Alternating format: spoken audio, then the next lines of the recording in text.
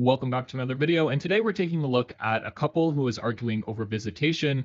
The father has withheld the children from the mother, and you are not going to believe the allegations this man has against this woman.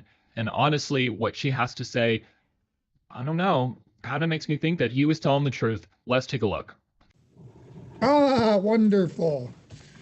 Technology is a wonderful thing when it works. Yes, it is. Okay. So we're here on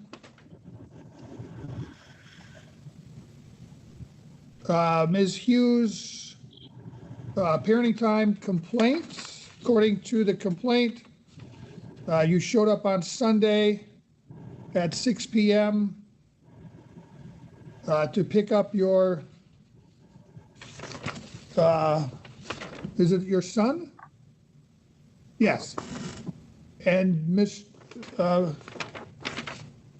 Short did not allow him to go with you, is that correct? He did not allow any of the children to go with me, the older three. And I'm sorry. Oh, okay, that's right. We've got Turner, Kaylee, Cadence. And that's it. And Those three for now. Tegan's not involved in any of it. right, Tegan's sole custody with you, supervised parenting time with his father. Correct. All right, give me a moment. I did a de novo custody hearing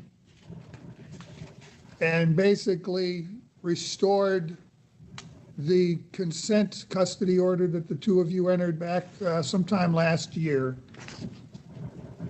So what's supposed to be happening is week on, week off parenting time, correct? Correct. And you're telling me that's not happening? Correct. Mr. Short, why isn't it happening? Well, I've got a list of reasons why it's not happening, Your Honor. To start off with, I've never received anything from the court saying that I missed a court date, that I had another court date coming, or that custody has changed at this address. I know in the past, Ms. Hughes has been able to start these motions with friend of the court and and have the responsibility on her part to put down my correct address and everything else to All right, make sure hold on a minute. What is your current address? 318 Johnson Street. I've been here since March. But for whatever reason, I have still, to this day, received nothing saying that there was any change in the order, that anything happened. I have signed, stamped, certified mail. Hold on a minute, ma'am. Yep. How long have you been at your current address, sir? Since the end of March.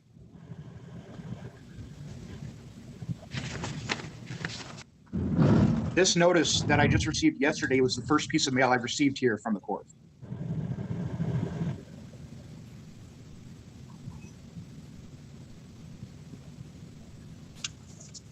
All right. So I get that you didn't get that order.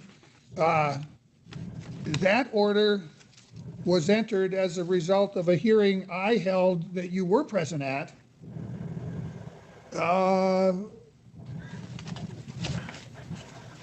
After objections were made to the referee's recommendation. You both were present at that hearing. Looks like it was May 21st is when I held that hearing. Yes. And I listened to the objections.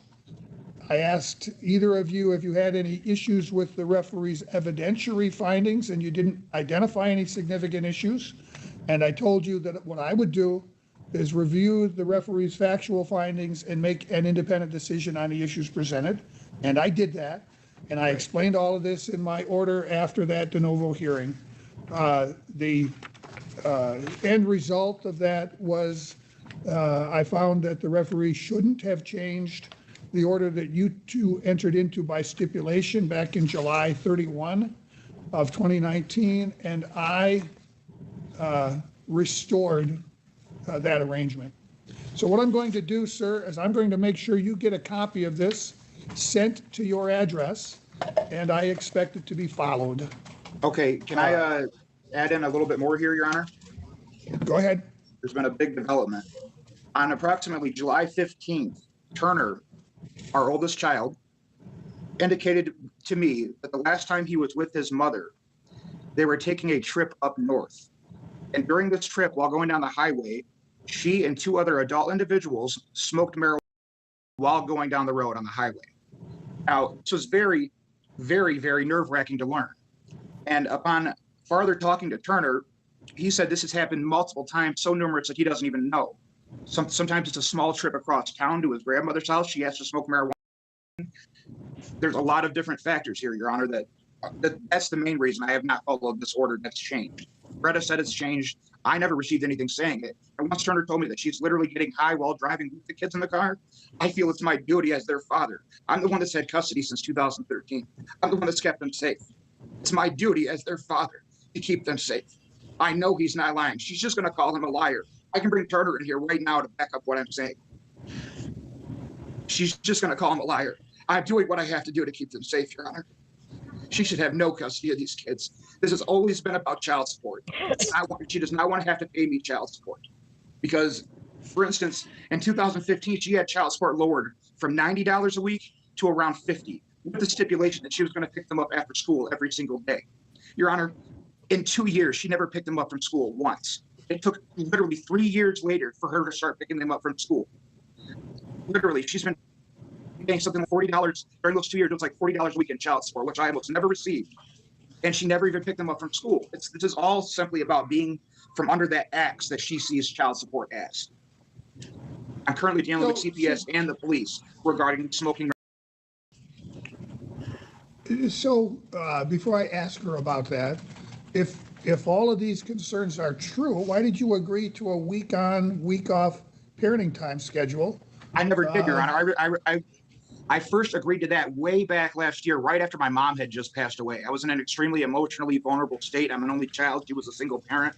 And I feel Ms. Hughes kind of manipulated me during that time. It took advantage of that. And so apparently did the referee, which is why she switched it back. I have had full custody since 2013. July 31st of 2019, you entered into a stipulated order providing for joint physical custody of Turner, Kaylee, and Cadence. That was a month after my mom died, yes. A week on, week off parenting time.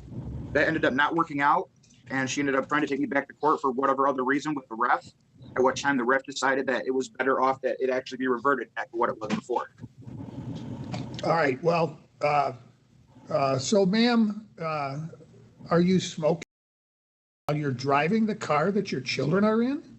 No, sir. And actually, the trip that he is speaking about, my girlfriend was in the car with me, whom does not smoke marijuana at all on any occasion.